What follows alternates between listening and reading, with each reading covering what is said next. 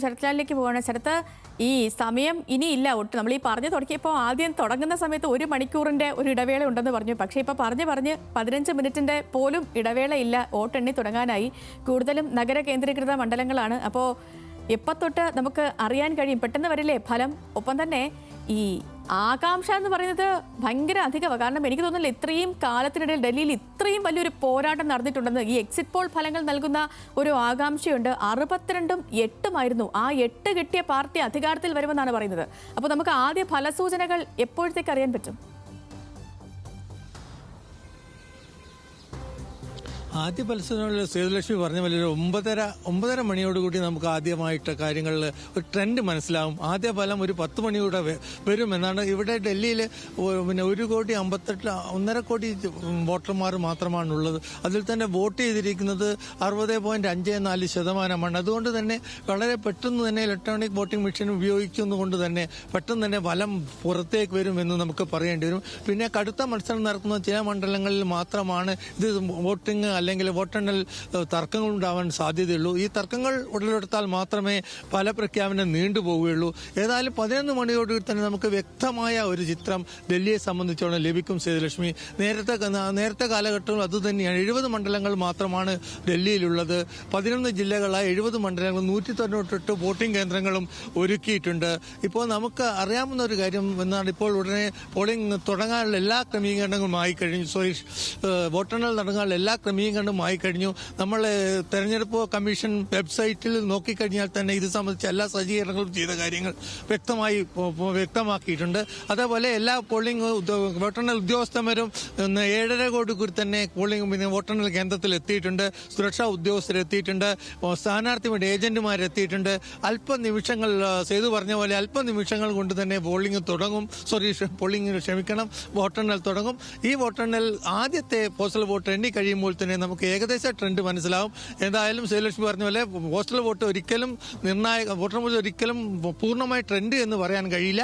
എന്തായാലും ഒരു കാര്യം നമുക്കിപ്പോൾ പറയാൻ കഴിയുന്ന കാര്യം എന്ന് പറഞ്ഞാൽ BJPയെ സംബന്ധിച്ചുള്ള ആത്മവിശ്വാസത്തിലാണ്. അവരെ ഇന്റേണൽ സർവേയും അതുപോലെ ഈ 9 എക്സിറ്റ് പോളുകളും നൽകിയ ഒരു ആത്മധൈര്യവും ആത്മവിശ്വാസവും പിന്നെ BJPക്കുണ്ട്. അതുപോലെ തന്നെ ആം ആദ്മി പാർട്ടിയാണ് തോൽവി സമ്മതിക്കാൻ തയ്യാറല്ല.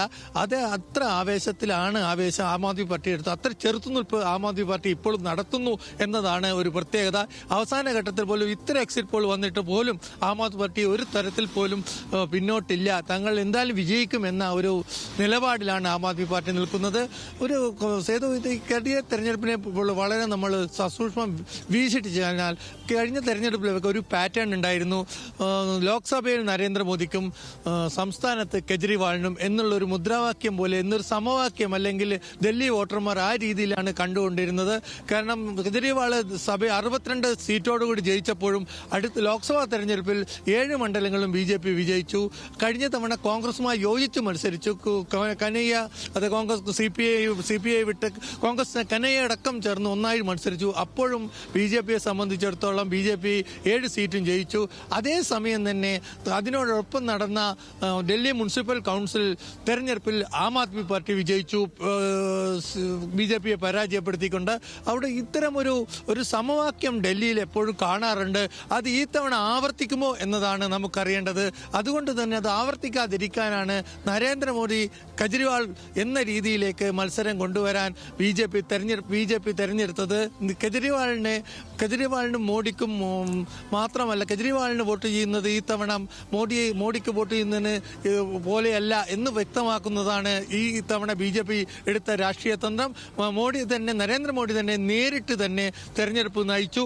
ഈ തവണ കെജ്രിവാളിന് വോട്ട് ചെയ്യരുത്, തനിക്ക് തന്നെ ചെയ്യണം. ലോക്സഭയിൽ മാത്രമല്ല നിയമസഭയിലും ഇരട്ട എഞ്ചിൻ സർക്കാർ ആയിരിക്കണം, എന്നാൽ മാത്രമേ ഡൽഹിയിൽ പുരോഗതി ഉണ്ടാവൂ എന്നുള്ളൊരു വാദമുയർത്തി നരേന്ദ്രമോദി തന്നെ ഈ സമവാക്യം തെറ്റിക്കാൻ വേണ്ടിയുള്ള രാഷ്ട്രീയ തന്ത്രമാണ് ഉപയോഗിച്ചതെന്ന് നമുക്ക് പറയേണ്ടി വരും. ആ തന്ത്രം വിജയം കാണുമോ എന്നറിയാൻ ഇനി നിമിഷങ്ങൾ മാത്രം മതി. കാരണം അരവിന്ദ് കെജ്രിവാൾ നരേന്ദ്രമോദി ഡയറക്ട് ഫൈറ്റ് തന്നെയായിരുന്നു ഈ തിരഞ്ഞെടുപ്പ് കാലം അത്രയും നമ്മൾ ഡൽഹിയിൽ കണ്ടത്. ഈ നമ്മുടെ ഈ സൗത്ത് ഡൽഹിയിലെ വോട്ട് ഷെയറിലെ കുറവ് അത് ആർക്ക് ഗുണം ചെയ്യുമെന്നാണ് നമ്മൾ മനസ്സിലാക്കേണ്ടത്?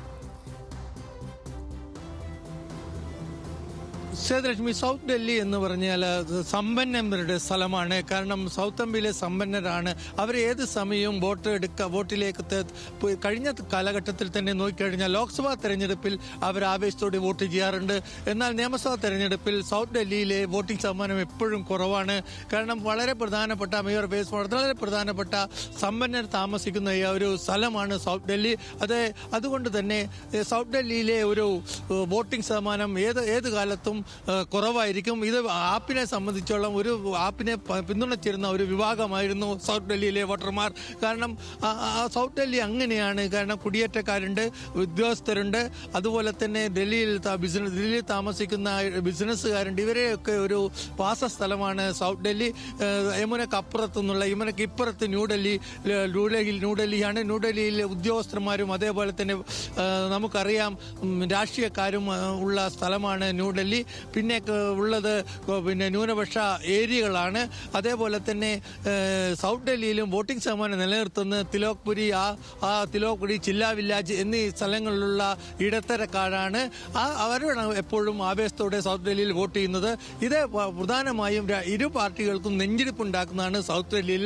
സൗത്ത് ഡൽഹിയിൽ ഉള്ള ഫലം അല്ലെങ്കിൽ വോട്ടെടുപ്പ് കുറഞ്ഞത് അത് ഇരുപക്ഷത്തിനും ബാധിക്കുമെന്ന് തന്നെയാണ് നമുക്ക് വിലയിരുത്താൻ കഴിയുക. സേലക്ഷ്മി, ശരി ശരത്ത, ഇനിയിപ്പോ സമയമില്ല. ഈ 7:52 ആയിട്ടുണ്ട്. 8 മണിയിലേക്ക് ഇനി മിനിറ്റുകളുടെ മാത്രം ദൂരമാണ്. അവസാന നിമിഷം ഒരുക്കം എങ്ങനെയാണ് അവിടെ?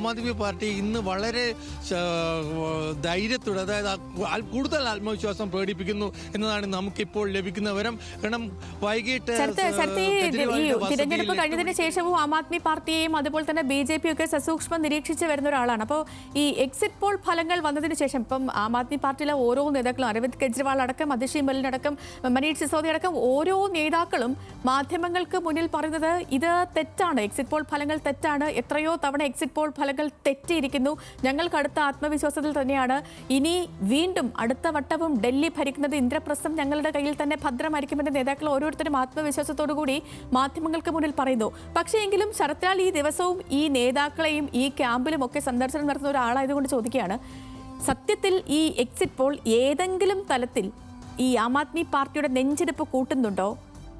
പുറമേ ഈ ആത്മവിശ്വാസം പറയുന്നുണ്ടെങ്കിലും ഉള്ളിൽ ഏതെങ്കിലും തരത്തിലൊരു ആശങ്കയുണ്ടോ ആം ആദ്മി പാർട്ടിക്ക്?